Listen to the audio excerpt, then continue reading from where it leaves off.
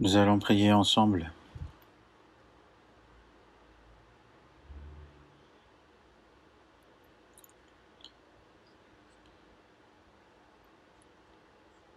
Dieu notre Père qui est saint et qui nous aime,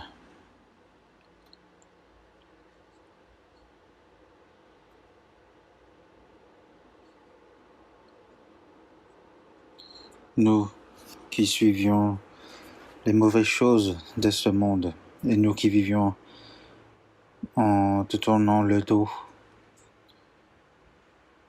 tu nous as cherchés en premier et le Seigneur a reçu à notre place les souffrances sur la croix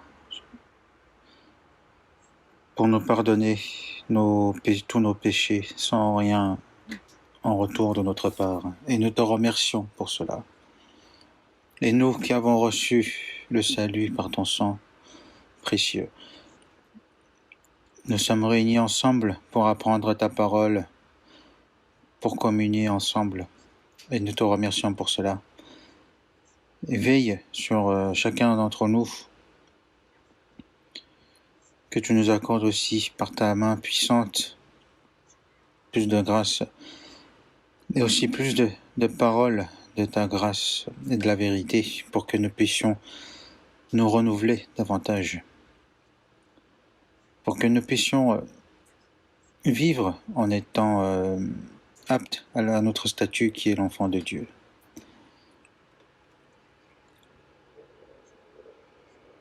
À cause de la pandémie, nous ne pouvons malheureusement vivre librement notre vie de foi et nous ne pouvons malheureusement aussi d'évangéliser librement.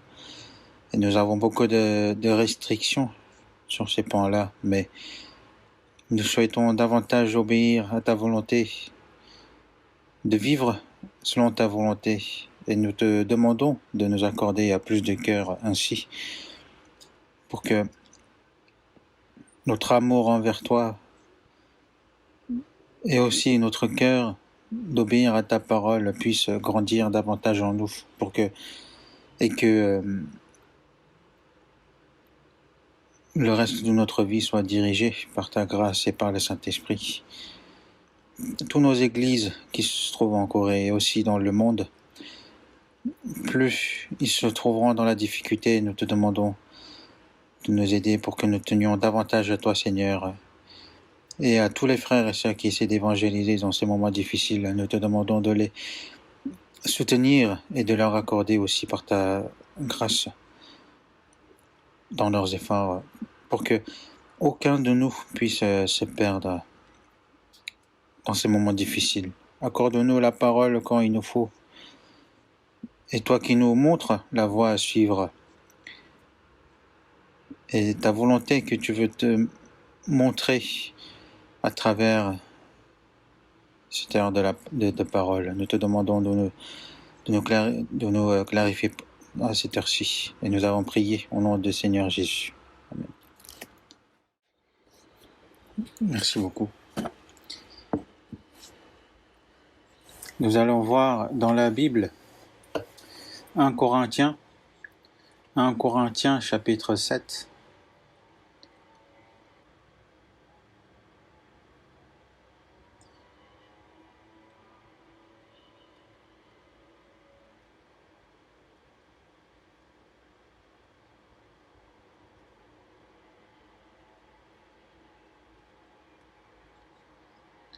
« 1 Corinthiens chapitre 7, versets 22-23. Je vais vous lire. 1 Corinthiens chapitre 7, versets 22 à 23. « Car l'esclave qui a été appelé dans le Seigneur est un affranchi du Seigneur. De même, l'homme libre qui a été appelé est un esclave de Christ. Vous avez été rachetés à un grand prix. Ne devenez pas esclaves des hommes.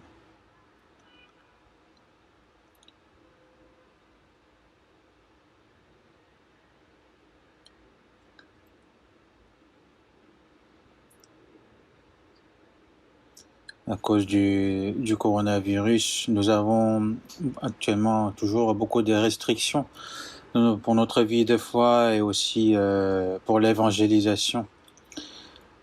La retraite d'été que nous attendions tant, nous ne pouvons malheureusement l'organiser. Et du coup, tous les frères et sœurs ont vraiment mal au cœur de ne pas pouvoir l'organiser cette fois-ci. Mais malgré ces moments difficiles, je vois qu'on essaie vraiment d'évangéliser et je vois aussi entendu des nouvelles comme quoi il y a de plus en plus de personnes qui sont sauvées.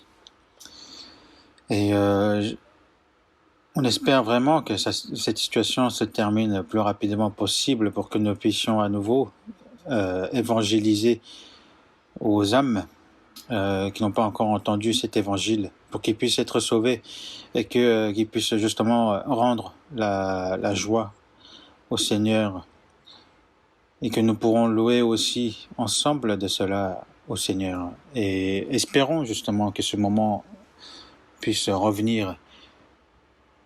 Malheureusement, la retraite d'été ne se tiendra pas lieu, mais à partir du 17 août. Donc on ne peut pas faire le séminaire, la retraite dans le lieu de la retraite, mais pendant une semaine.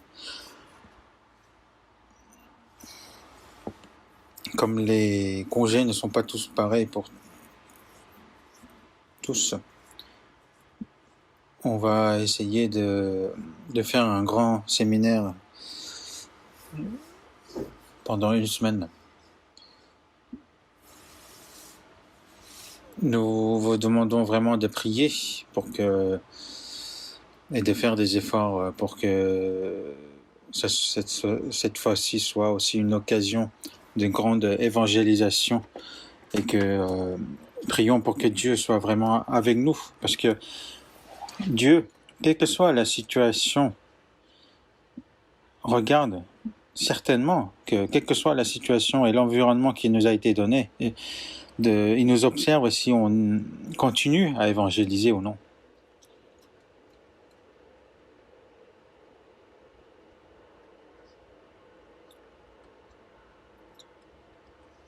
Donc beaucoup de saints ont évangélisé en ayant reçu des persécutions jusqu'à la mort. Mais pour nous, comparé à nous justement, nous, ce que nous rencontrons actuellement, ce n'est pas grand-chose. Donc ce n'est pas le moment de s'effondrer, mais justement de s'efforcer davantage dans l'évangélisation. Et il ne reste pas beaucoup de temps avant ce grand séminaire. Donc si on ne prépare pas en avance, nous ne pouvons non plus accomplir les grandes œuvres de Dieu. Donc pour cela, nous vous demandons de vous efforcer chacun. Donc aujourd'hui aussi, on continue sur le thème des statut et la vie d'un chrétien sauvé. Donc par les versets qu'on vient de lire, on va voir ce statut d'être le servant de Jésus-Christ, l'esclave de Jésus-Christ. Donc c'est ce que nous allons traiter comme sujet aujourd'hui. Donc nous parlions justement plusieurs statuts, le fait que nous sommes enfants de Dieu, nous sommes les héritiers de Dieu, et nous sommes aussi la mariée du Christ, mais aussi le grand sacrificateur du Seigneur. Et nous avons vraiment beaucoup de statuts, et qui sont des statuts aussi glorieux.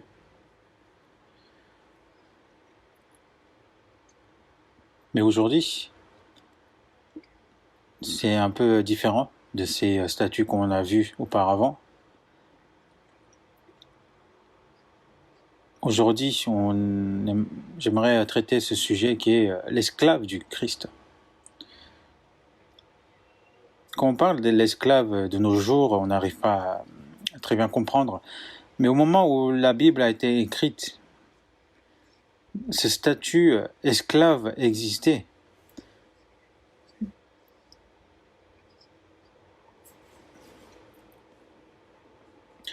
Même dans ce monde actuel, alors que c'est un endroit où l'homme vit aussi, mais peut-être à cause du politique local ou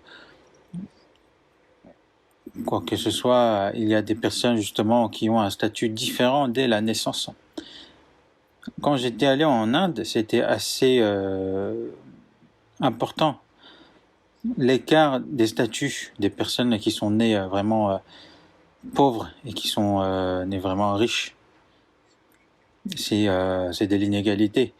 Mais au moment où la Bible a été écrite, justement, il y avait ce statut d'esclave. Donc il ne devient pas esclave depuis le début. Mais par exemple, des prisonniers de la guerre ou des personnes qui ont été vendues avec de l'argent, qui deviennent justement des esclaves.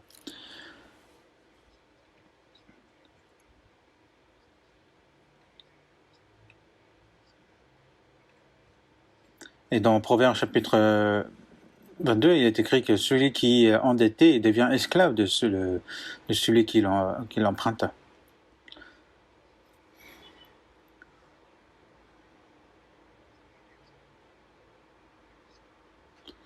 Donc celui qui a emprunté de l'argent devient l'esclave de celui qui lui a prêté de l'argent.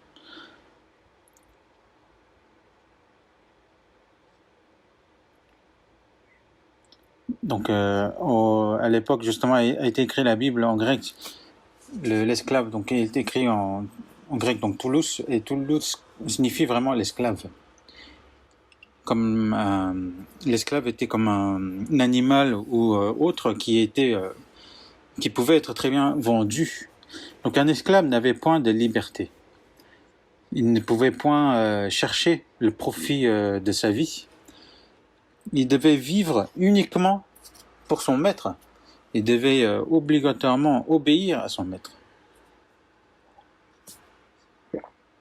Donc au moment où il y avait ce genre de statut, et la Bible fut écrite.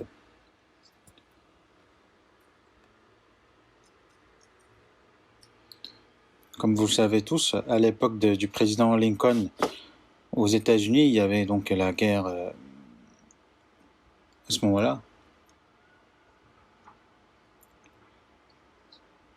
Donc au sud de l'Amérique, des États-Unis, il y avait beaucoup de champs du coton par exemple, et pour travailler dans ces champs justement, avait pris beaucoup du peuple noir africain et il les a fait esclaves. Et Lincoln a dit que devant Dieu, ce n'est pas correct de traiter des hommes comme un esclave. Donc pour la liberté des esclaves, donc ils ont fait la guerre.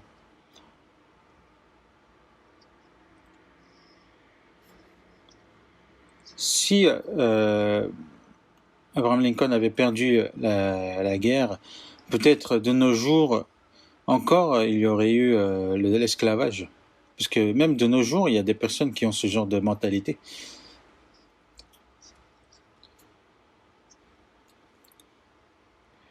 Mais l'esclavage dont parle la Bible est un peu différent de cela. Donc dans 1 Corinthiens chapitre 7 verset 22, car l'esclave qui a été appelé dans le Seigneur.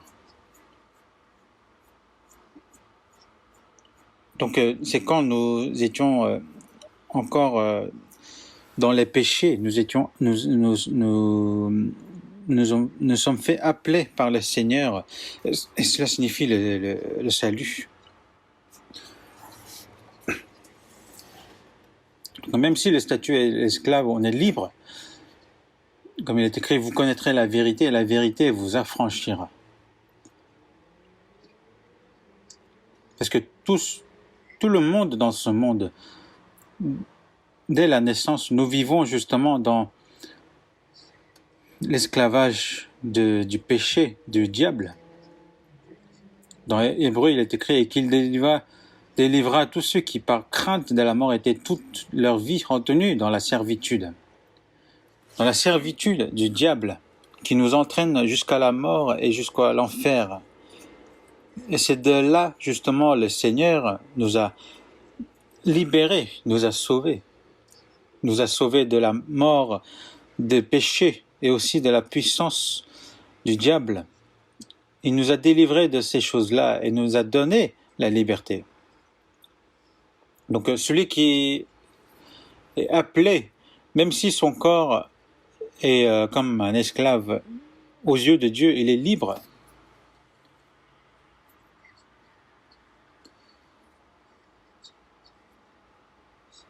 Car l'esclave qui a été appelé dans le Seigneur est un affranchi du Seigneur. De même, l'homme libre qui a été appelé est un esclave de Christ.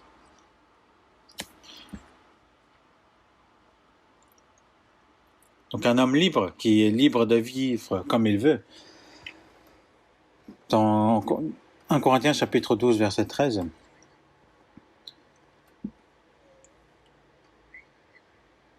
que nous soyons esclaves ou libres, que juifs ou grecs,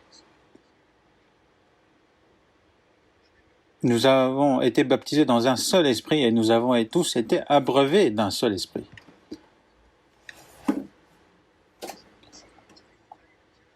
Même si la chair est libre, celui qui est sauvé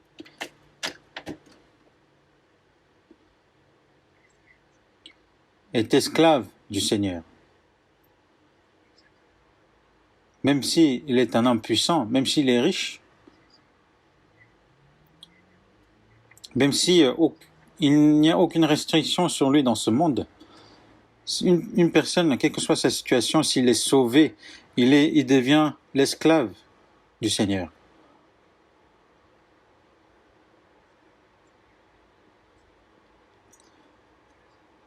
Donc, un chrétien sauvé devient l'esclave du Christ. Et ça, il faut qu'on le sache. Et nous devons vivre en tant que tel. Et ça, c'est très important. On ne peut pas non plus parler que des bonnes choses. On ne peut pas seulement prononcer que nous sommes les enfants de Dieu, nous sommes les héritiers, nous sommes les sacrificateurs. On ne peut pas traiter seulement les sujets qui sont agréables, mais il ne faut pas surtout oublier que nous sommes aussi esclaves du Christ. C'est ça qu'il faut connaître d'abord pour que nous puissions participer aux gloires qui nous est réservées par le Seigneur. Donc aujourd'hui, nous voulons voir ce statut d'esclave du Seigneur et aussi de ce qu'on doit faire en tant qu'esclave. Donc dans le verset 23, « Vous avez été rachetés à un grand prix, ne devenez pas esclaves des hommes. » Donc nous avons été rachetés.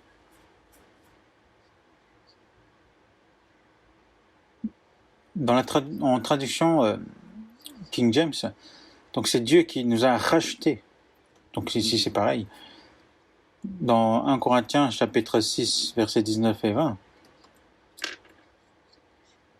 car vous avez été rachetés à un grand prix et que vous ne vous appartenez pas à vous-même. Glorifiez donc Dieu dans votre corps et dans votre esprit.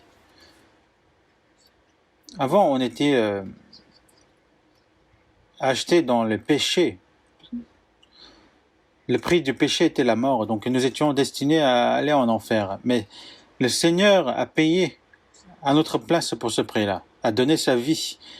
Et par son sang précieux qu'il a versé, il nous a rachetés de nos péchés. Il a reçu à notre place le jugement et le châtiment qu'on devait recevoir. C'est ça le rachat. Car vous avez été rachetés à un grand prix et que vous ne vous appartenez pas à vous-même, que ce soit notre chair ou notre âme, nous avons été rachetés à un grand prix. Maintenant, nous ne nous appartenons pas à nous-mêmes. Maintenant, comme nous avons été rachetés, nous appartenons à celui qui nous a rachetés. Donc nous appartenons à un nouveau maître. Donc nous appartenons au Seigneur qui nous laisse en vie ou qui nous tue. Un esclave n'a point de but. Il ne peut point avoir son propre jugement. Il est là, il existe seulement pour son Seigneur. Et maintenant c'est le cas, c'est notre cas. Donc nous sommes devenus les esclaves du Christ parce que nous avons été rachetés à un grand prix.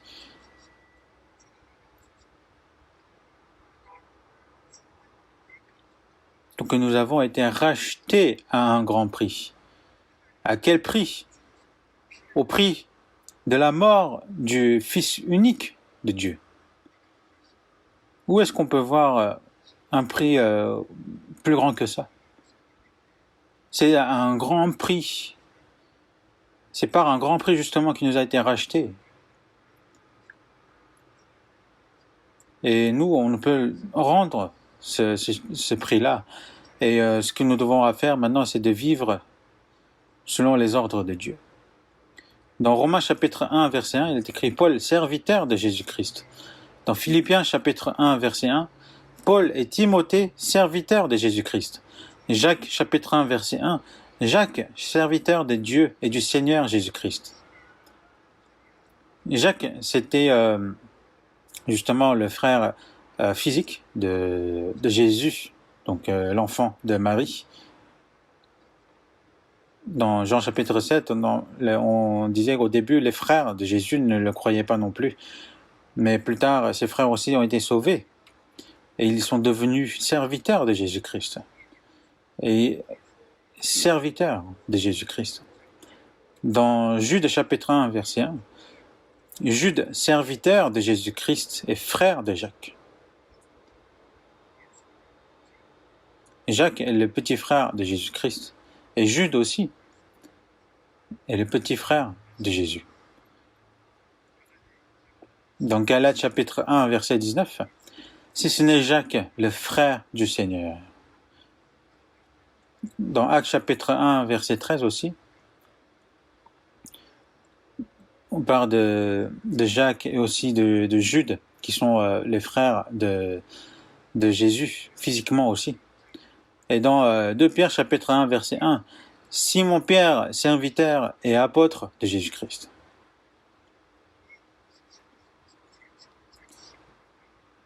En écrivant cet épître, justement, il met justement son statut qui est le serviteur et apôtre de Jésus-Christ. Avant d'être apôtre, il est serviteur de Jésus. Et aussi dans l'Ancien Testament, il n'y a que Job, Daniel et tous les prophètes sont aussi serviteurs de Dieu.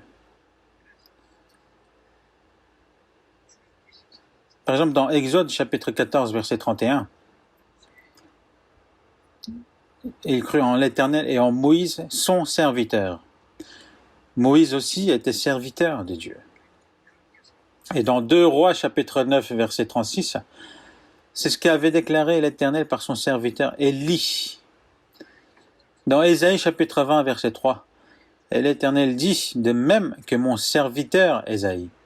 Dans Jérémie chapitre 35, verset 15, je vous ai envoyé tous mes serviteurs, les prophètes.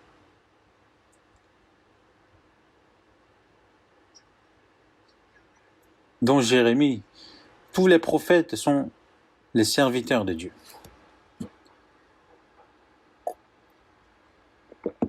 Quand nous sommes sauvés, nous sommes justement serviteurs, nous sommes devenus serviteurs de Dieu et aussi serviteurs du Christ. Il ne faut pas... En vrai, ce statut-là est vraiment un statut très très important et très précieux.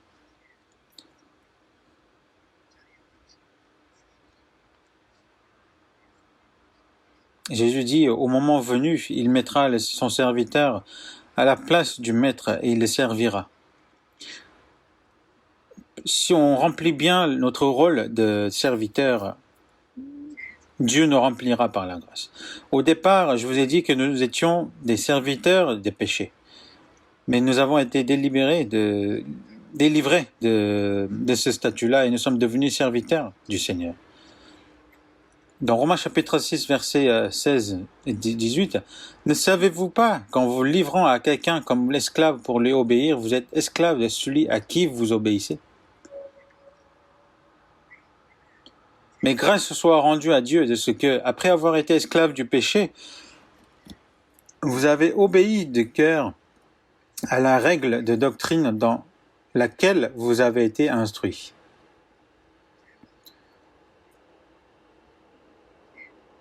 Le péché et la justice n'est pas la même chose.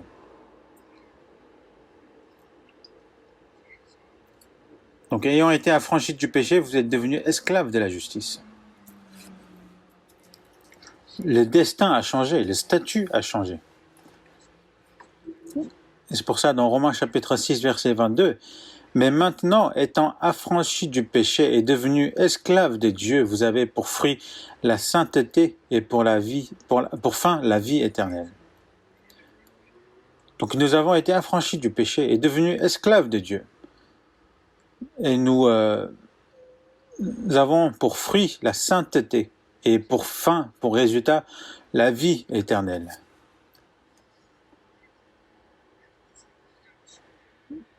Et dans 2 Pierre chapitre 2, verset 19, « Car chacun est esclave de ce qui a triomphé de lui. » Quand on perd, justement, on devient l'esclave de celui qui m'a triomphé.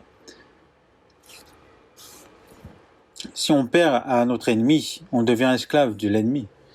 Et dans l'histoire des Juifs aussi, on voit que quand ils ont perdu face aux ennemis,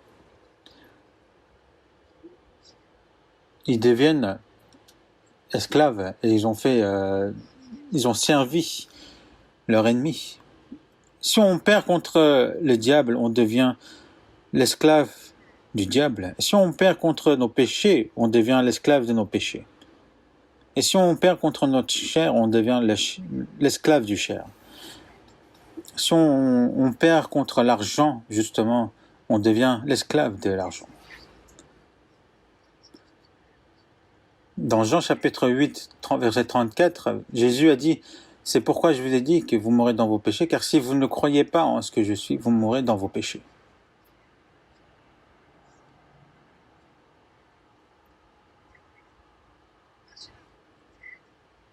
Donc maintenant, nous sommes plus esclaves des péchés, ni esclaves du diable, ni esclaves de la chair, ni esclaves de l'argent ou quiconque, mais nous sommes maintenant esclaves du Seigneur. Donc il faut connaître comment notre statut a été changé.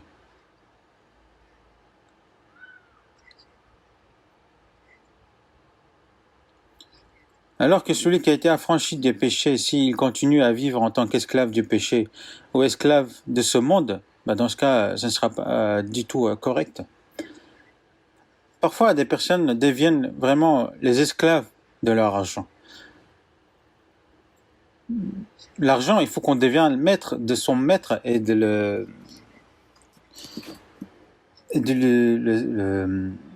servi.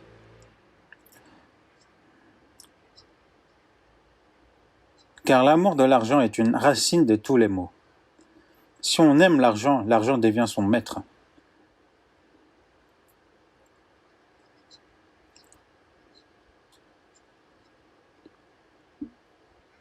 Et ce genre de personnes, justement, pour l'argent, ils risquent tout. Ils risquent même sa propre vie. Ils vivent et ils meurent pour l'argent. Mais ce n'est pas notre cas maintenant. Donc, l'esclave, le serviteur doit absolument obéir à son maître. Il doit suivre l'ordre de son maître.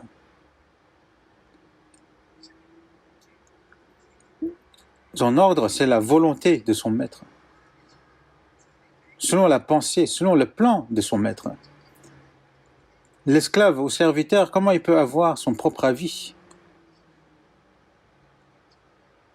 Si tel est le cas, c'est une mauvaise chose. Ce qu'il faut connaître, dans Ésaïe chapitre 52, verset 13, Jésus a dit qu'il est aussi le serviteur de Dieu. 700 ans avant sa venue, dans la parole de Dieu, il est écrit « Voici mon serviteur prospérera.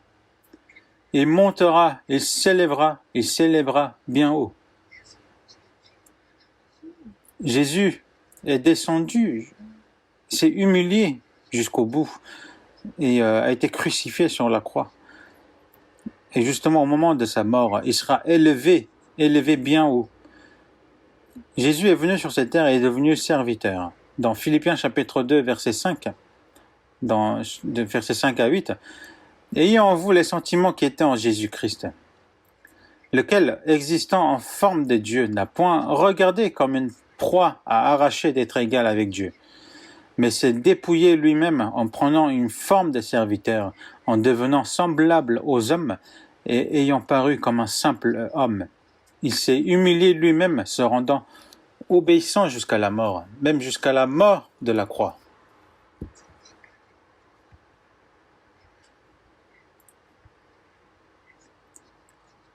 Jésus, même en venant sur cette terre, a obéi, et s'est humilié, a obéi à Dieu jusqu'à la mort.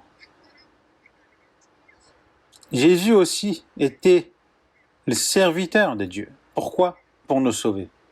Non seulement il nous a sauvés, mais tout ce qu'a fait Jésus est devenu notre exemple.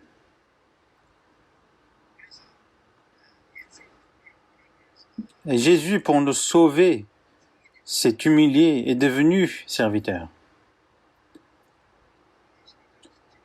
Dans Proverbes chapitre 22, verset 7, « Et celui qui emprunte est esclave de celui qui prête. » Donc je pense qu'à cause de ça, justement, il y avait beaucoup de personnes qui étaient devenues des esclaves parmi les Juifs. Donc l'esclave a été vendu avec de l'argent, contre de l'argent, et est devenu esclave de son maître. Mais il y a une année sabbat, et dans cette année sabbat, justement, les esclaves deviennent libres.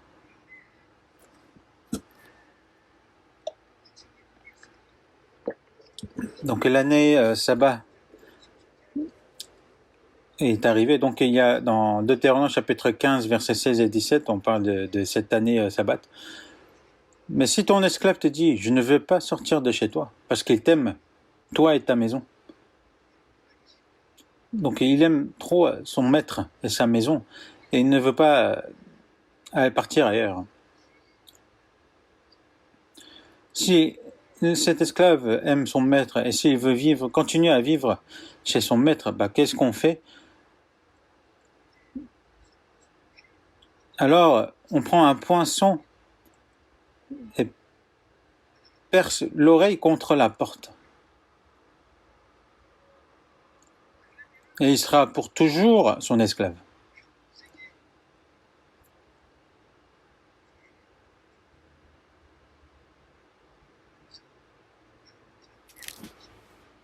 Cela signifie justement qu'il ne veut point partir de son maître.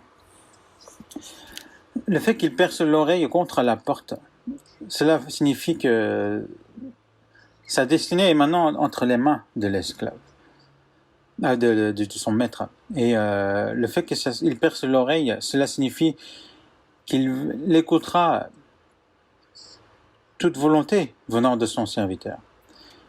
Et dans la signification du mot esclave, il y a cette signification qui est celui qui écoute la voix de son maître. Et dans 1 Samuel chapitre 3 verset 10, Dieu a appelé Samuel qui était jeune. Il l'a appelé 3 fois. Et Samuel, à ce moment-là, a répondu « Parle, car ton serviteur écoute. » Alors que Samuel, qui était si jeune à ce moment-là, a répondu à Dieu « Parle, car ton serviteur écoute. »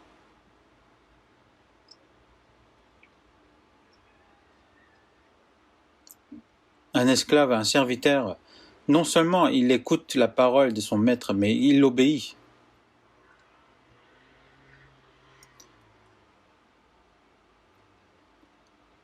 Avant,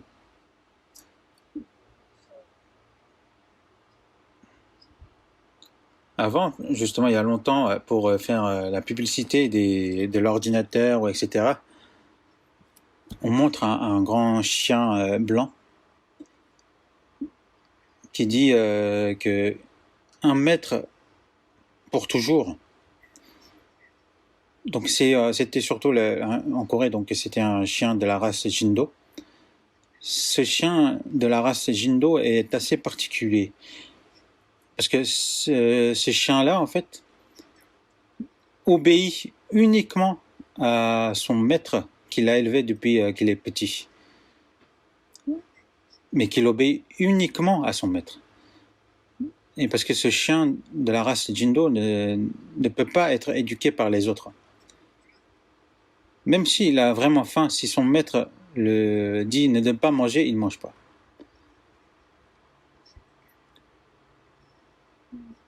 Une grande-mère a vendu son chien Tindo. Et quelques mois plus tard, ce chien, il est revenu vers elle. Elle était vraiment étonnée. Et c'est une histoire vraie. Et donc, il faisait la pub des ordinateurs, tout ça, en disant que un maître pour toujours. Et donc, maintenant, je pense que nous avons même à apprendre d'un chien.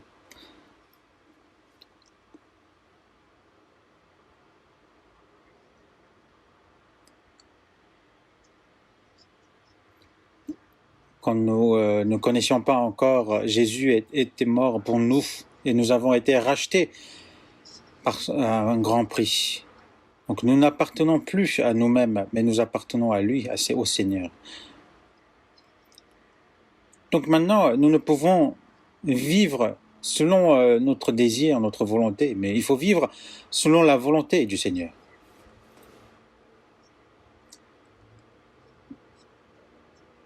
Donc l'esclave doit vivre selon la volonté de son maître. Donc 1 Corinthiens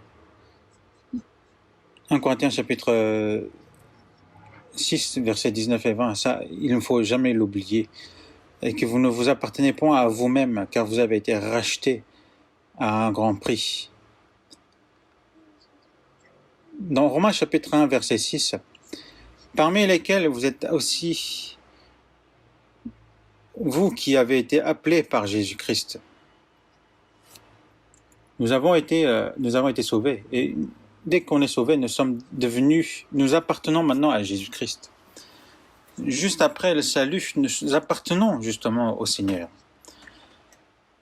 Dans Apocalypse, chapitre 5, verset 9, « Car tu as été immolé, et tu as racheté pour Dieu par ton sang des hommes de toute tribu, de toute langue, de tout peuple et de toute nation. » Le Seigneur est mort à notre place, a versé son sang, et par son sang, il nous a rachetés, il nous a donné à Dieu. Nous avons été rachetés par le sang du Christ et nous avons été donnés en offrande à Dieu.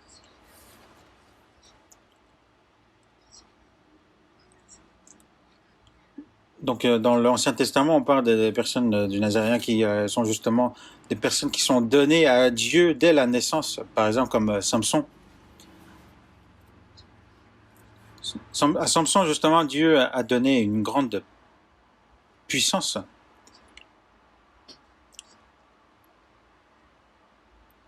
Et quand justement le peuple philistin embêtait le peuple juif, parce qu'ils ont tué beaucoup de juifs, et comme ils étaient un peuple féroce et fort, personne ne pouvait s'opposer à eux. Mais Samson, qui a oublié son statut de Nazaréen et a commencé à aimer une femme du Philistin, et il s'est éloigné de Dieu, et on lui a ôté ses yeux, il était devenu esclave. Mais même si quand il est mort, il a payé le prix. Mais ce Nazaréen, justement, si il vit selon la volonté de Dieu, la puissance de Dieu est avec lui. Et Dieu œuvre à travers cette personne. Mais ça, il a oublié. Et il a vécu comme selon ses désirs, ses propres désirs.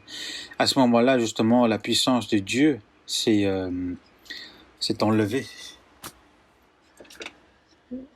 Et nous, depuis qu'on est sauvés, nous sommes devenus justement ce Nazaréen. Et nous appartenons à Dieu. Si nous vivons selon la volonté de Dieu, la puissance de Dieu se manifeste à travers nous. Et qu'il sera toujours avec nous jusqu'à la fin et qu'il nous aidera. Mais si on oublie cela, et si on vit selon nos propres désirs, nos propres volontés, non seulement la puissance de Dieu va s'éloigner va être éloignée de nous, mais on sera maudit.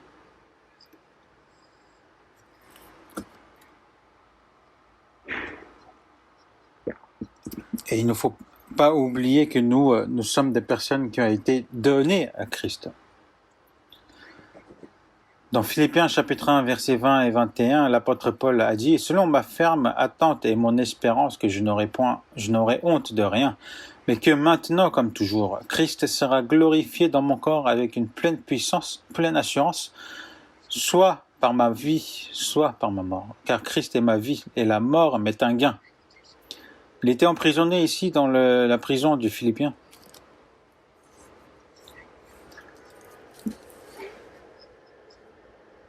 Donc il attendait son jugement.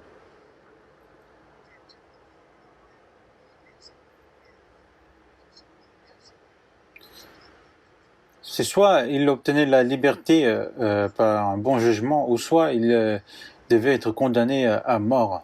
C'est à ce moment-là il est en train de dire ces choses-là. Depuis qu'il est sauvé, et jusqu'à ce qu'il a été décapité à Rome, il s'est vraiment donné à Christ. Et il a vécu seulement pour le Seigneur, seulement pour l'Évangile.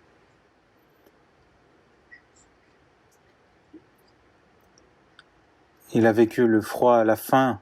Il s'est fait piller. Il a été frappé de verge. Il a failli mourir plusieurs fois. Si on nous demande notre espoir, notre rêve, qu'est-ce qu'on dira? Est-ce qu'on va dire j'ai envie de vivre un grand riche, de vivre avec beaucoup d'argent, ou de devenir une personne qui sert le Seigneur mais qui veut être loué par les autres, ou devenir un grand rechercheur qui sera félicité par tout le monde? Ou est-ce que participer à un grand concours de beauté et devenir une personne qui est la plus belle du monde?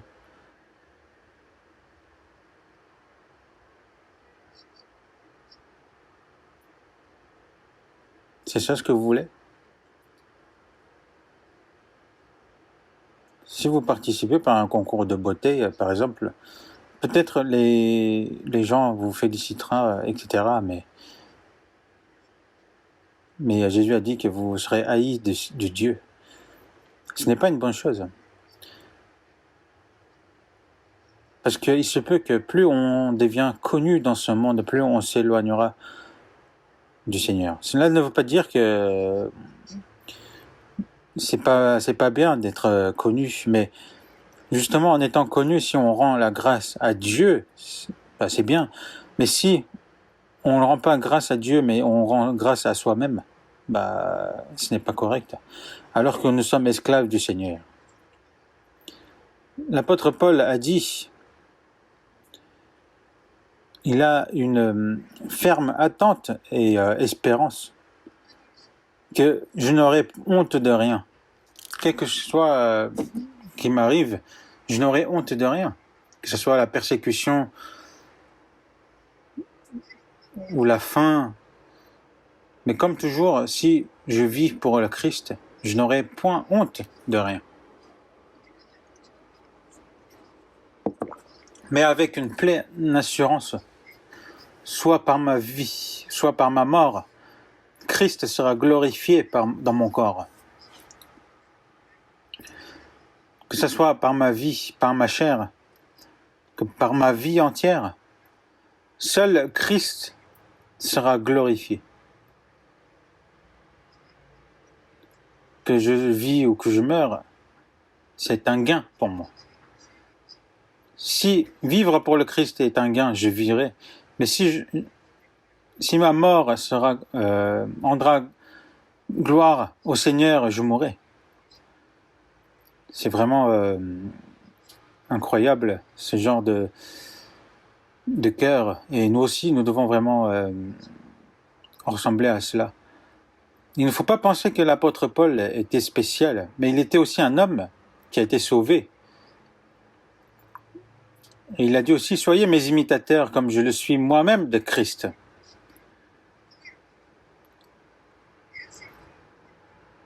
Comme Christ a montré l'exemple, l'apôtre Paul aussi nous a montré l'exemple.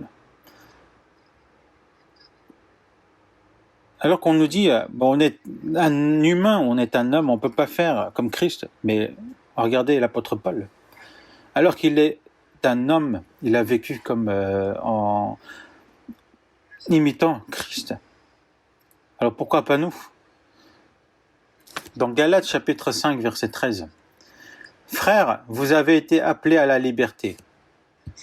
Seulement, ne faites pas de cette liberté un prétexte de vivre selon la chair, mais rendez-vous par la charité, serviteurs les uns des autres.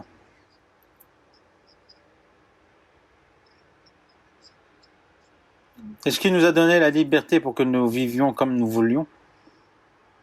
Non, ce n'est pas le cas. Maintenant, nous sommes devenus esclaves du Seigneur. Et nous devons vivre en tant que serviteurs devant les autres. Parce que c'est ce qu'a fait Jésus aussi.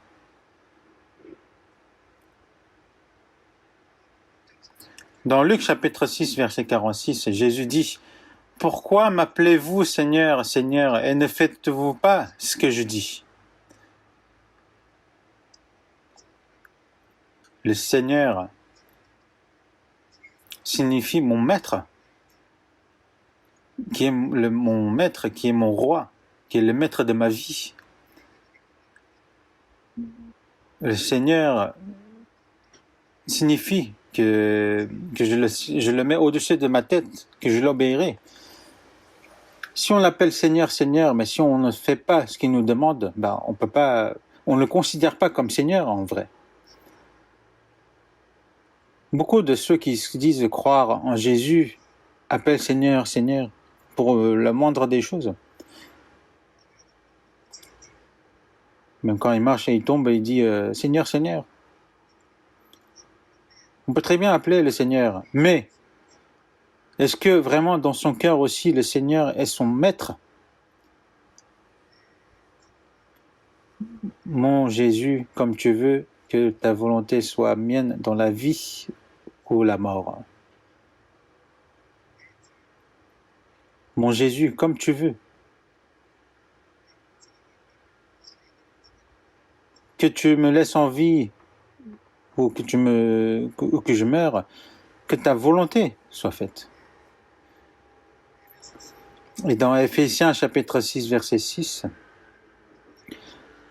c'est une parole destinée aux esclaves, non pas seulement sous leurs yeux, mais comme pour plaire aux hommes, mais comme des serviteurs de Christ qui font de bon cœur la volonté de Dieu. Pourquoi? Pour le sauver.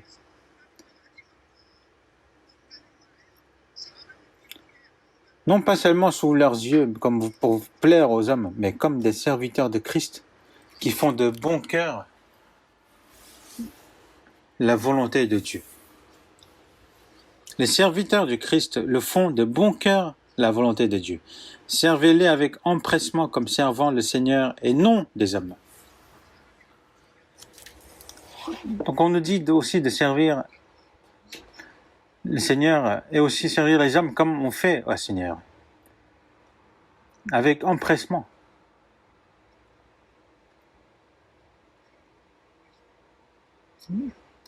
Devenir un esclave, c'est très difficile.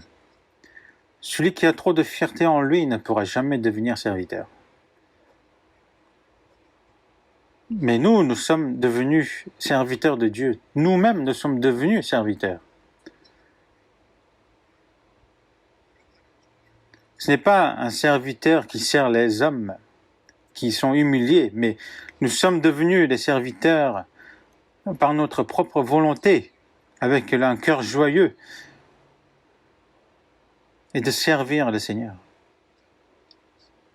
Servez donc les hommes avec empressement comme servant le Seigneur et non des hommes. C'est pour ça qu'il est dit aussi dans 1 Pierre chapitre 2 verset 16, « Étant libres, sans faire de la liberté un voile qui couvre la méchanceté, mais agissant comme des serviteurs de Dieu. » Donc étant libres, sans faire de la liberté un voile qui couvre la méchanceté. Les gens croient que la liberté c'est de vivre comme bon leur semble. Depuis notre libération, justement, on disait « c'est la liberté, on est libre maintenant ». Une personne en fumant, par exemple,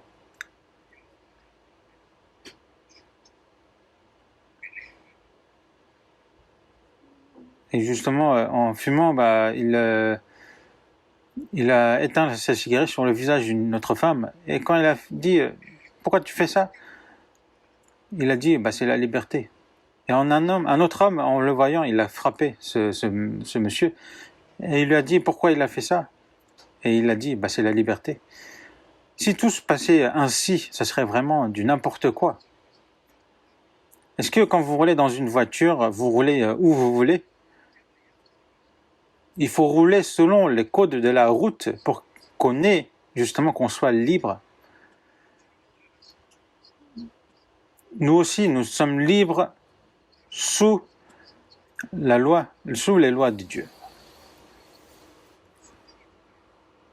Nous sommes libres, nous avons la liberté dans la servitude de Dieu. Donc il ne faut pas utiliser notre liberté comme un voile qui couvre la méchanceté, mais agissant comme des serviteurs de Dieu. Comme il est écrit dans Colossiens chapitre 3 verset 22, « Serviteurs, obéissez en toutes choses à vos maîtres selon la chair, non pas seulement sous leurs yeux, comme pour plaire aux hommes, mais avec simplicité de cœur, dans la crainte du Seigneur. Sachant que vous recevrez du Seigneur l'héritage pour récompense, servez Christ le Seigneur. » Que ce soit dans la maison, un chrétien, que ce soit dans la maison ou dans le travail, il faut servir Dieu. Il faut les servir avec empressement, comme le servant le Seigneur et non des hommes. Vous dites parfois, alors que vous gagnez peu, pourquoi travailler plus ? Donc vous faites en sorte pour que vous ne faites justement suffisamment pour votre argent, mais vous pensez que ça suffit. Ceux qui dirigent des entreprises, ils voient tout. Je connais une sœur qui fait les affaires.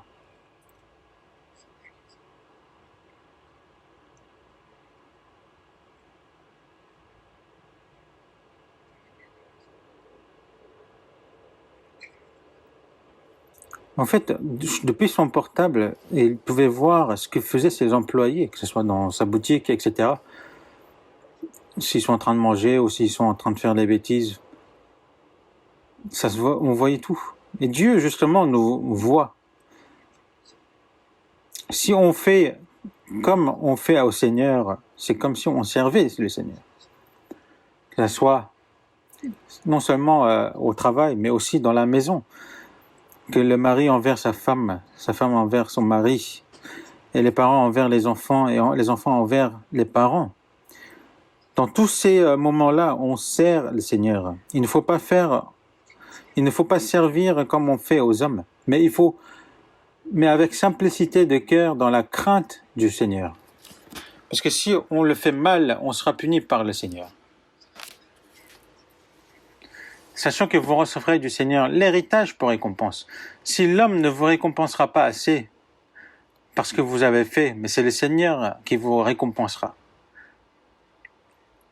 Mais ce genre de personne, justement, son maître le sait. Et j'ai vu plusieurs cas ainsi.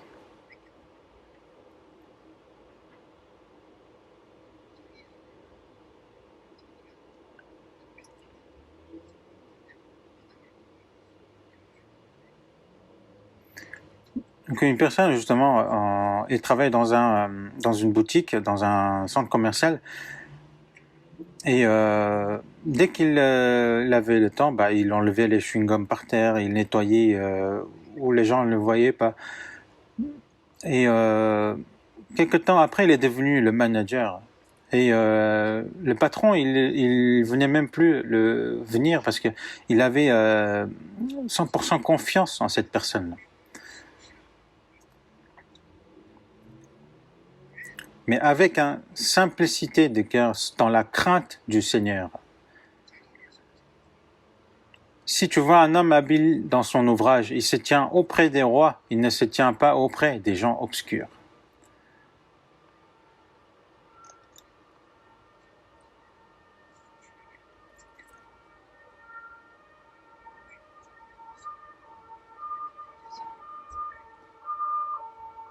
Sachant que vous recevrez du Seigneur l'héritage pour récompense. Et ce genre de parole, il faut vraiment le croire. On va voir dans Apocalypse, donc le dernier livre de la Bible, l'Apocalypse chapitre 22.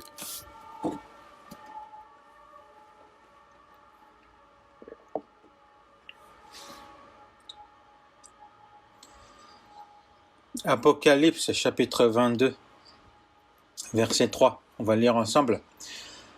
Il n'y aura plus d'anathème. Le trône de Dieu et de l'agneau sera dans la ville. Ses serviteurs le serviront et verront sa face. Et son nom sera sur leur front.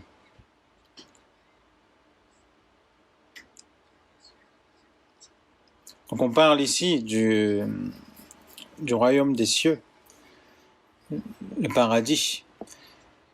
Le trône de Dieu et de l'agneau sera dans la ville. Ses serviteurs le serviront et verront sa face.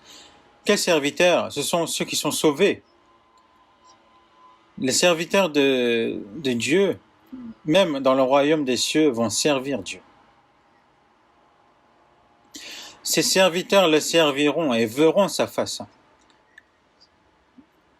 Au paradis, on servira Dieu en voyant justement directement sa face. Et on continuera à servir le Seigneur dans le royaume des cieux.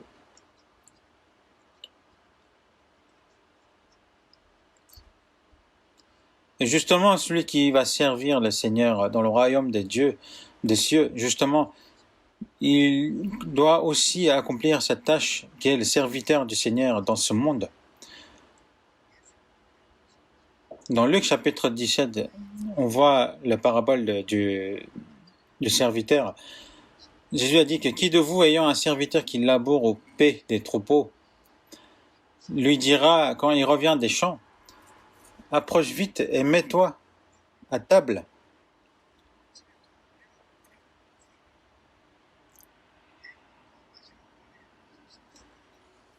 Mais il ne lui dira pas au contraire, prépare-moi à souper, ceins-toi et sers-moi jusqu'à ce que j'ai mangé et bu. Après cela, tu mangeras et boiras. Alors qu'il a labouré et a payé justement les troupeaux, au lieu de lui dire repose-toi et mange, non, il dira pas ça. Le maître, il arrive, il dit, prépare-moi à souper, ceins-toi et sers-moi, jusqu'à ce que j'ai mangé et bu. Après cela, tu mangeras et tu boiras. Et aussi, il a dit, doit-il de la reconnaissance à ce serviteur parce qu'il a fait ce qui lui a été ordonné? Est-ce qu'il va dire, ah, mes serviteurs, merci?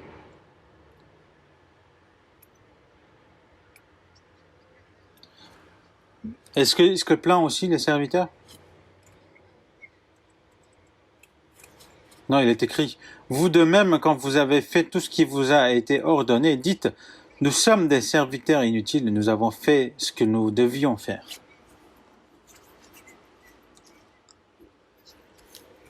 Est-ce qu'il va dire, on a travaillé toute la journée, pourquoi tu nous affliges cela? Est-ce qu'ils vont se plaindre ainsi? Bien sûr qu'il est important de labourer et de paître les troupeaux, mais ce qui est encore plus important, c'est de servir son maître dans la maison. Quand nous évangélisons, quand nous faisons le service de l'Église, tout ce que nous faisons pour le Seigneur, tout ce que nous travaillons, que ce soit de labourer ou de paître les agneaux, tout ça c'est important, mais ce qui est le plus important, c'est de servir le Christ. Servir le Seigneur, c'est de sacrifier notre corps, notre temps, notre bien.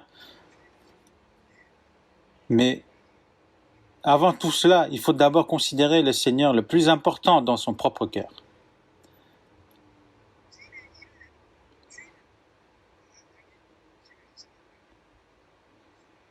Si un serviteur fait ce qu'a demandé le maître dans le champ, etc., mais s'il vient à la maison et s'il il ne sert pas son maître, à quoi il sert?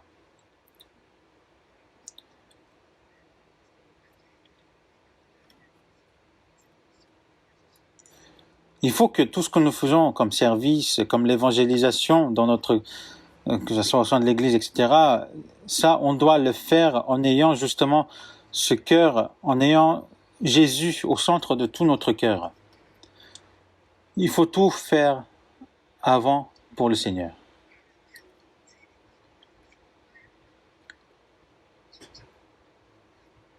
Est-ce que le Seigneur va venir et va nous féliciter de ce qu'on a fait?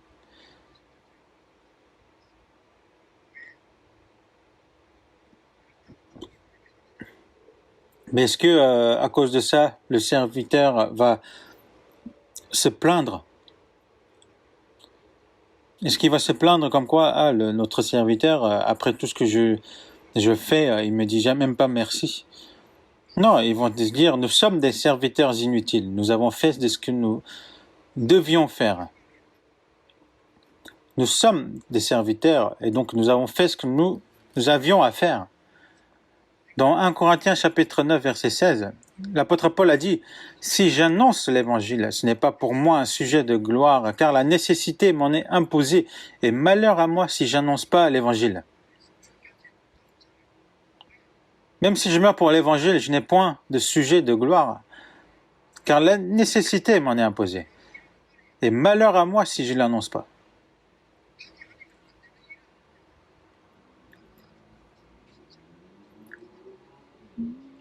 Car la chose qui nous est imposée par la nécessité, on ne le fait pas pour recevoir justement les félicitations des autres ou quoi que ce soit. Non, c'est parce que c'est quelque chose qu'on doit le faire. Donc on n'a point de gloire à tirer de cela ou à montrer aux autres, parce que c'est quelque chose que nous devons faire. Nous devons le faire. Et l'apôtre Paul a dit aussi, et malheur à moi si je n'annonce pas l'évangile.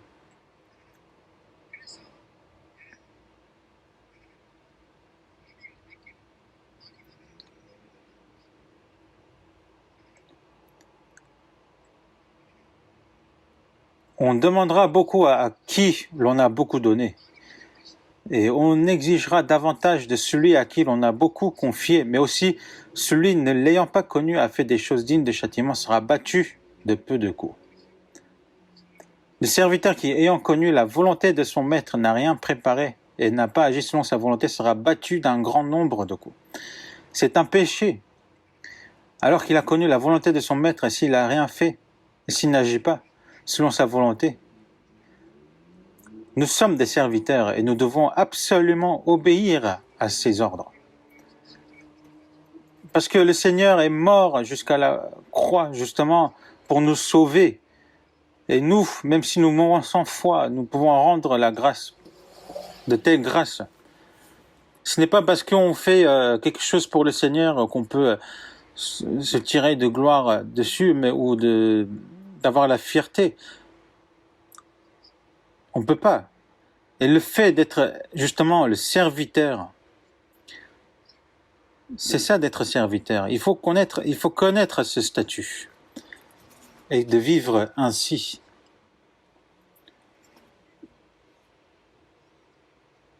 Et tout le monde est devenu le serviteur du Seigneur. Dans Galates chapitre 5, verset 13. Vous avez été appelés à la liberté seulement, ne faites pas de cette liberté un prétexte de vivre selon la chair, mais rendez-nous par la charité serviteurs les uns des autres. Dans Jean chapitre 13, verset 15 et 15, Jésus dit, « Si donc je vous ai lavé les pieds, moi, le Seigneur et le Maître, vous devez aussi vous laver les pieds des uns des autres. Car je vous ai donné un exemple afin que vous fassiez comme je vous ai fait. »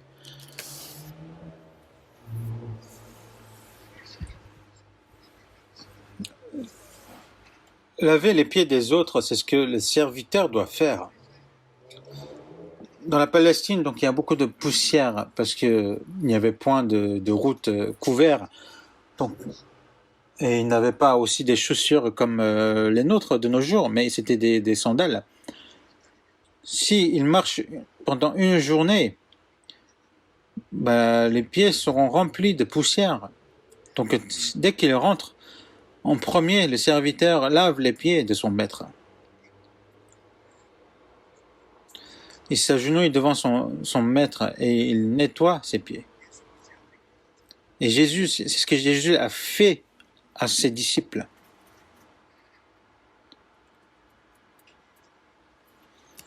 Notre Sauveur a montré la voie de la servitude en lavant les pieds de ses disciples avec ses mains saintes. Aidez-nous à marcher cette route de la servitude. Car je vous ai donné un exemple, afin que vous fassiez comme je vous ai fait. C'est quoi laver les pieds les uns les autres?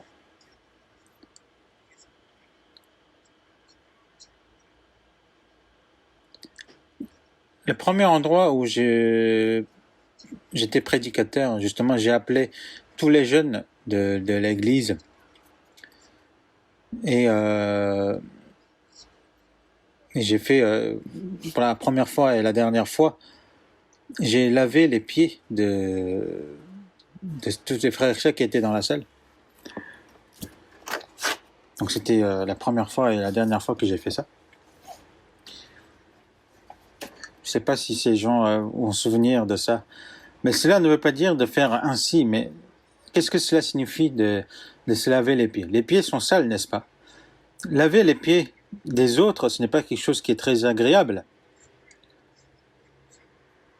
Mais c'est justement de pardonner, se pardonner les uns les autres. Dans 1 Pierre chapitre 4 verset 8, « Avant tout, ayez les uns pour les autres une ardente charité, car la charité couvre une multitude de péchés. » Il couvre les péchés. Quelles que soient les fautes des frères et sœurs, il ne faut pas le juger ou le mettre en avant.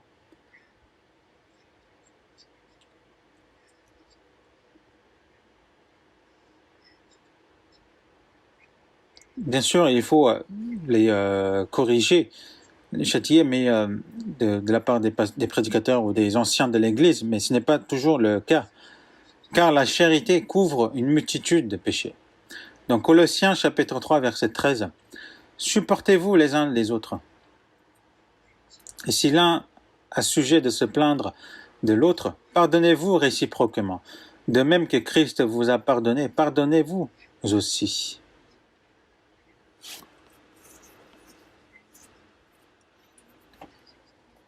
Si l'un a sujet de se plaindre de l'autre, donc il ne faut pas se plaindre de disputer, mais pardonnez-vous réciproquement. Donc de se retenir. Là, ayez la patience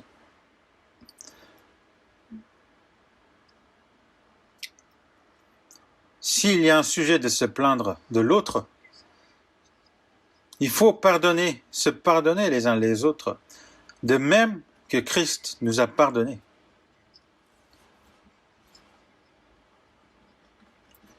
Et nous avons toujours à être pardonnés par Christ. Mais si nous n'arrivons pas nous-mêmes à pardonner les autres, dans ce cas, de se demander, justement, de demander le pardon au Seigneur n'est pas correct. Comme le Seigneur nous a pardonné, aidez-nous aussi à pardonner les autres. Dans 2 Corinthiens chapitre 4 verset 5, il est écrit « Nous ne prêchons pas nous-mêmes, c'est Jésus-Christ le Seigneur que nous prêchons et nous disons vos serviteurs à cause de Jésus. »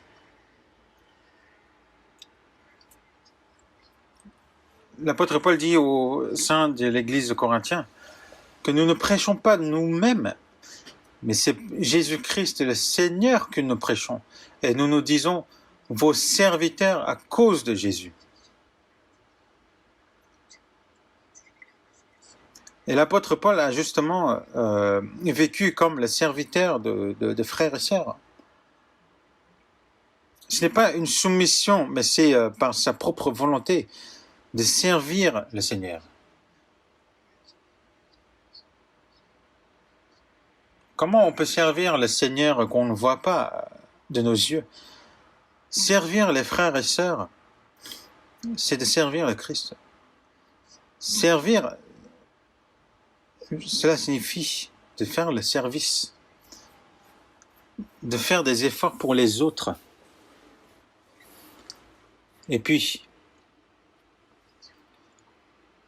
à ceux qui ne croient pas, pour qu'ils soient sauvés, nous devons agir comme un serviteur.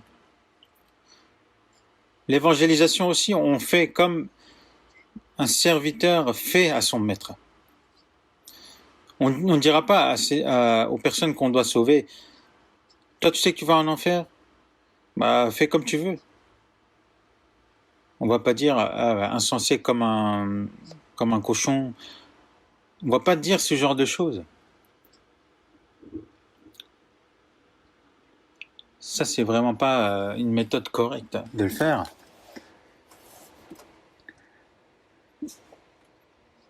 Est-ce qu'il y a des esclaves ou des serviteurs qui insultent leur maître?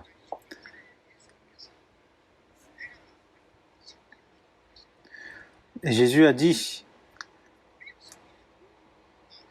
le Fils de l'homme est venu non pour être servi, mais pour servir et donner sa vie comme la rançon de plusieurs. Il est venu sur cette terre et il a servi les hommes jusqu'à mourir sur la croix à notre place pour nos péchés. Le serviteur, il sert son maître jusqu'à la mort. Et Jésus, pour nous sauver, est allé jusqu'à la mort et donné comme la rançon. Et c'est donné comme la rançon de plusieurs.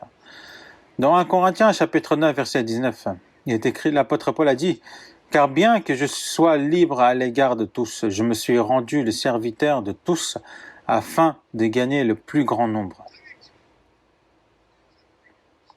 Bien que je sois libre à l'égard de tous, je me suis rendu le serviteur de tous afin de gagner le plus grand nombre.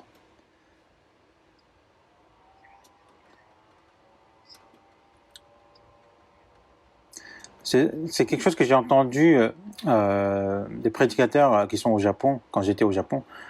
Il est vraiment très difficile d'évangéliser les Japonais parce qu'ils sont vraiment têtus et ils servent plein de dieux et ils ont peur de la mort.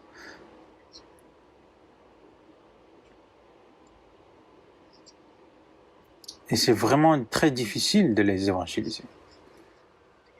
Et le prédicateur a dit qu'ils avaient appris quelque chose, c'est que pour évangéliser les Japonais, c'est très difficile de faire en peu de temps, mais il faut faire comme un serviteur sert son maître,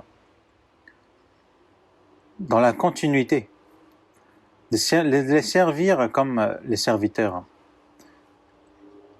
de les servir comme une invitée spéciale, avec un cœur doux et d'humilité, de ne pas les ignorer, de ne pas ignorer ce qu'ils disent.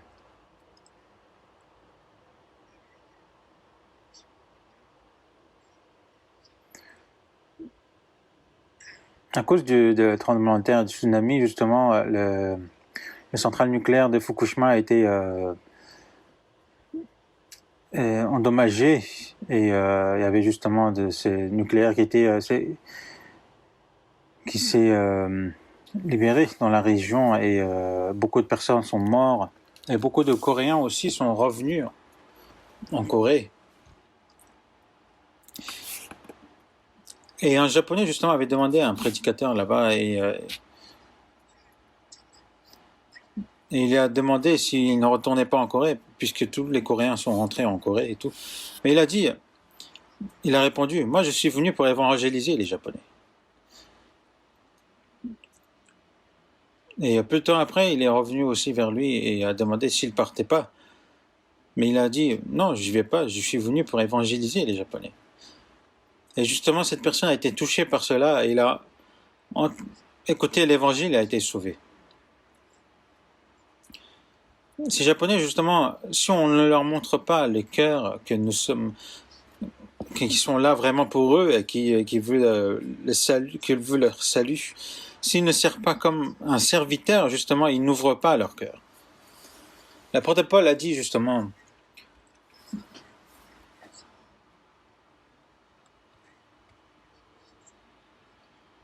que je me suis rendu le serviteur de tous afin de gagner le plus grand nombre.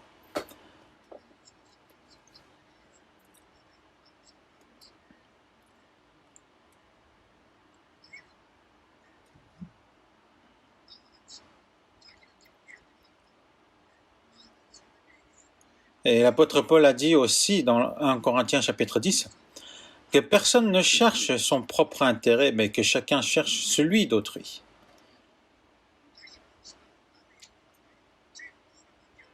Pour qu'ils soient sauvés, pour sauver leur âme. Je dois consacrer mon temps, mes biens, ma liberté, ma joie. Il faut vivre comme un serviteur. Mais pour quelle raison? Pour le salut de ces âmes. Parce que c'est ce qu'a fait Jésus, c'est ce qu'a fait l'apôtre Paul. Et tous les serviteurs de Dieu ont réagi ainsi.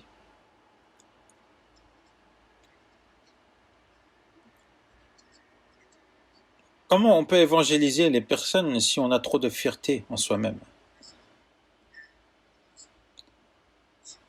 Dans Romains chapitre 15, verset 3, il est écrit car Christ ne s'est point complu en lui-même.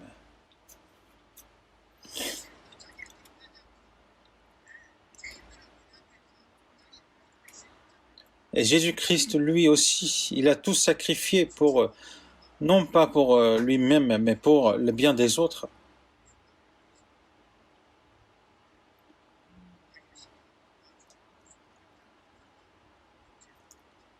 Il a même prié pour ceux qui l'insultaient, qui crachaient sur lui quand il a été crucifié. Mais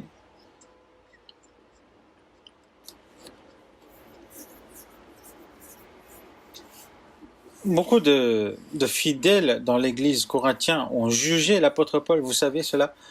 Ils disaient que l'apôtre Paul il prêche l'évangile pour gagner de l'argent, pour gagner du pain.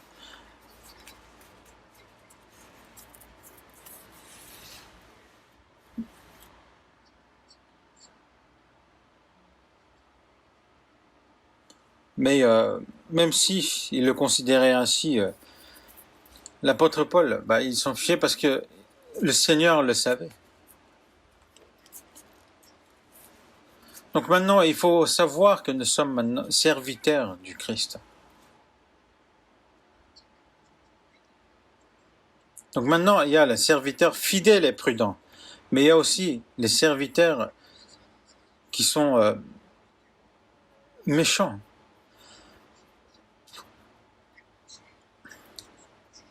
Dans Matthieu chapitre 24, versets 45 à 47, quel est donc le serviteur fidèle et prudent que son maître a établi sur ses gens pour leur donner la nourriture au temps convenable? Heureux ce serviteur que son maître à son arrivée trouvera faisant ainsi.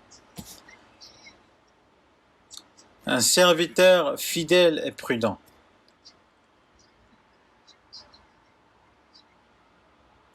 Qui leur a été confié la maison. Quelle maison? L'église. Pour leur donner la nourriture au temps convenable.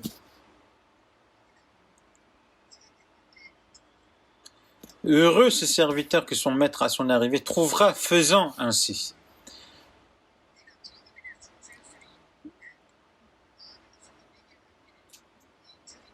Bon et fidèle serviteur, tu as été fidèle en peu de choses, je te confierai beaucoup, entre dans la joie de ton maître. Quand le Seigneur reviendra et nous dira, bon et fidèle serviteur, tu as été fidèle en peu de choses, mais moi je te confierai beaucoup. Entre dans la joie de ton maître. On va participer à la joie de notre maître.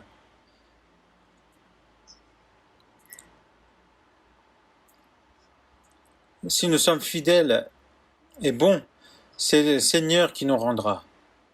Mais dans Matthieu chapitre 25, verset 26, son maître lui répondit, « Serviteur méchant et paresseux. »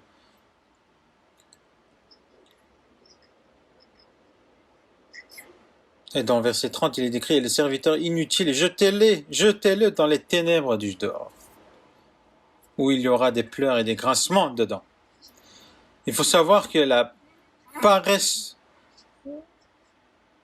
est quelque chose qui est méchant. Mais il faut servir Dieu avec le zèle et être diligent. Il ne faut pas faire en ayant la suffisance, mais il ne faut pas le faire pour montrer aux hommes, mais pour le Seigneur. C'est le Seigneur qui nous regarde.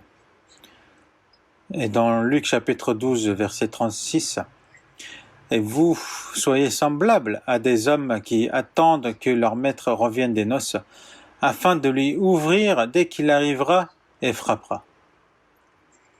Heureux ces serviteurs que le maître, à son arrivée, trouvera veillant. Je vous le dis en vérité, il se scindra, le fera mettre à table et s'approchera pour les servir. » C'est le maître qui va servir son serviteur.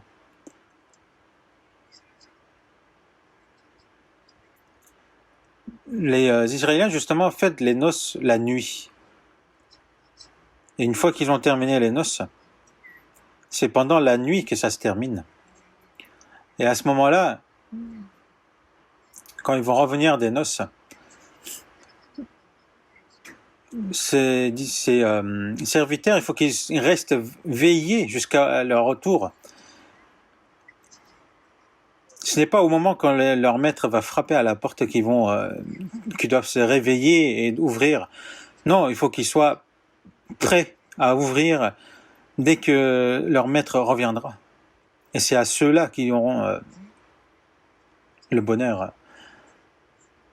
Et c'est à ce genre de disciples, à ce genre de serviteurs que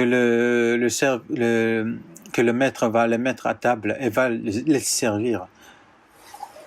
Donc maintenant, comment on doit servir le Seigneur? Comment on doit servir nos frères et sœurs? Comment on doit évangéliser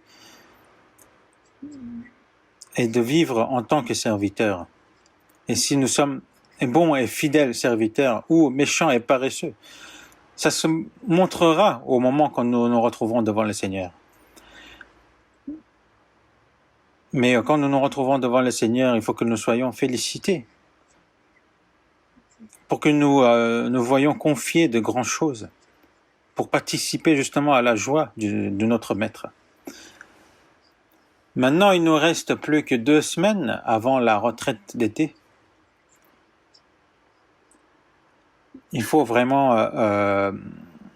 avoir le même cœur quand on organisait la retraite. Il faut vraiment préparer avec beaucoup de prières. Donc après le sermon, il y aura la vidéo de l'annonce pour la retraite. Seigneur, qui est plein d'amour et de grâce, nous étions éloignés de toi et nous demeurions dans les péchés, mais tu, par ta miséricorde, tu nous as aimés et tu nous as pardonné éternellement et tu nous as épargnés de ce jugement et de châtiment et tu nous as sauvés et tu nous as donné la vraie liberté et la grâce. Nous te remercions.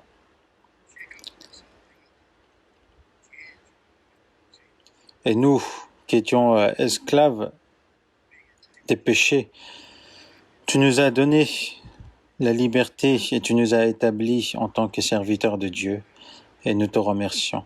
Et maintenant, nous servons le Seigneur, nous servons Dieu. Aide-nous à vivre en tant que serviteurs de Dieu pour que nous vivions uniquement pour toi, Seigneur, et uniquement en obéissant à ta parole, pour que nous rendons grâce uniquement à toi, Seigneur, et aussi pour que nous devenions des personnes aptes à recevoir des louanges de ta part quand nous nous retrouverons devant toi, Seigneur. Et dans 2 semaines, il y aura la retraite d'été qui va se dérouler. Même si ce sera en ligne, nous sommes de tous unis par le même cœur pour que ce soit une grande occasion de salut pour beaucoup, pour que nous puissions rendre gloire à toi, Seigneur. Et nous avons prié au nom du Seigneur Jésus-Christ. Amen.